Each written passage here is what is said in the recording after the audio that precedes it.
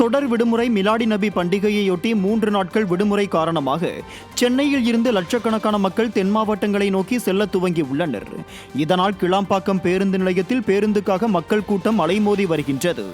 தொடர் விடுமுறையை முன்னிட்டு பயணிகள் கூட்டம் அதிகமாக இருப்பதால் பேருந்துகளில் இடம் பிடிக்க முண்டியடித்து செல்கின்றனர்.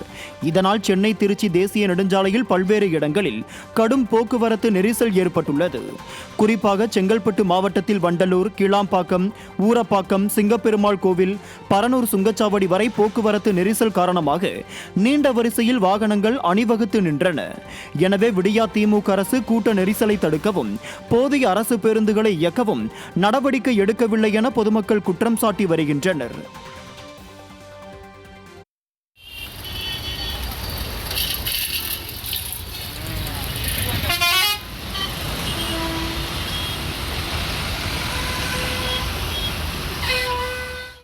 நாமக்கல் மாவட்டம் சேந்தமங்கலத்தில் அரசு பள்ளியில் விளையாடிக் கொண்டிருந்த மாணவன் மின்சாரம் தாக்கி உயிரிழந்த சம்பவம் சோகத்தை ஏற்படுத்தி உள்ளது.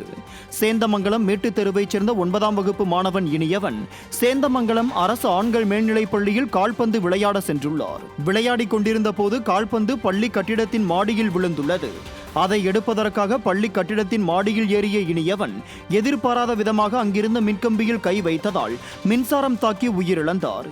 இச்சம்பவம் அப்பகுதியில் சோகத்தை ஏற்படுத்தியுள்ளது.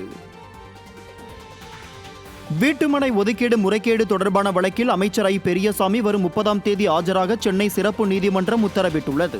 கடந்த 2008ஆம் ஆண்டு வீட்டுமனை ஒதுக்கீடு செய்ததில் பல்வேறு முறைகேடுகள் நடைபெற்றதாக விடியா திமுக அமைச்சர் ஐ. பெரியசாமி மீது லஞ்ச ஒழிப்புத்துறை கடந்த 2013ஆம் ஆண்டு வழக்கு பதிவு செய்தது.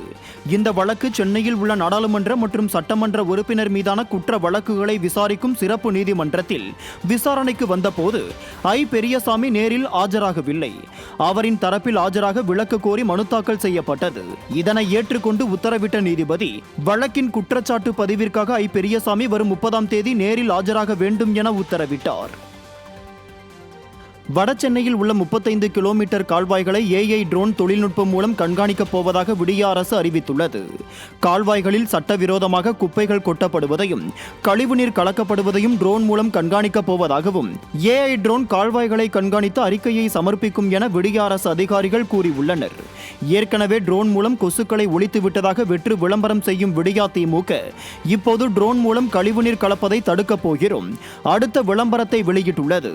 கூவத்தில் முதலை இருந்ததாகவும் கரண்ட் கம்பத்தில் அணில் விளையாடியதாகவும் கலராக கதைவிட்ட விடியா திமுகவினர் அடுத்ததாக வானத்தில் வெள்ளைக்காகம் பறந்ததால் ட்ரோன் வேலை செய்யவில்லை என புதிய கதையை சொல்ல தயாராகி உள்ளதாக பொதுமக்கள் விமர்சித்து வருகின்றனர்.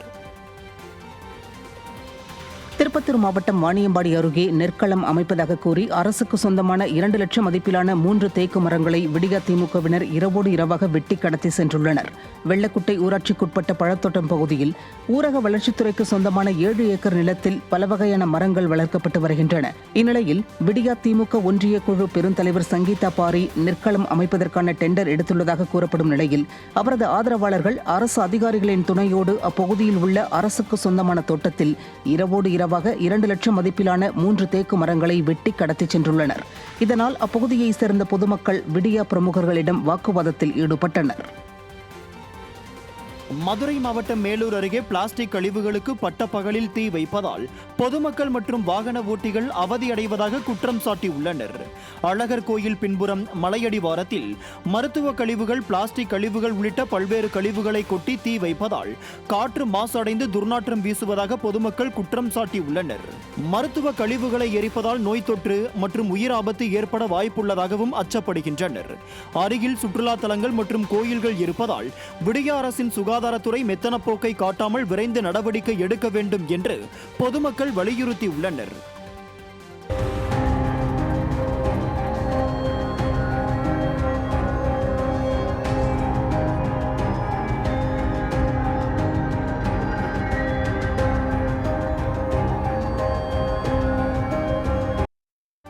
திருப்பத்தூர் மாவட்டம் வாணியம்பாடி தேசிய நெடுஞ்சாலையில் அடுத்தடுத்து நடந்த சாலை விபத்தில் கல்லூரி மாணவர் பலியான நிலையில் 5 பேர் லேசான காயங்களுடன் மருத்துவமனையில் அனுமதிக்கப்பட்டுள்ளனர்.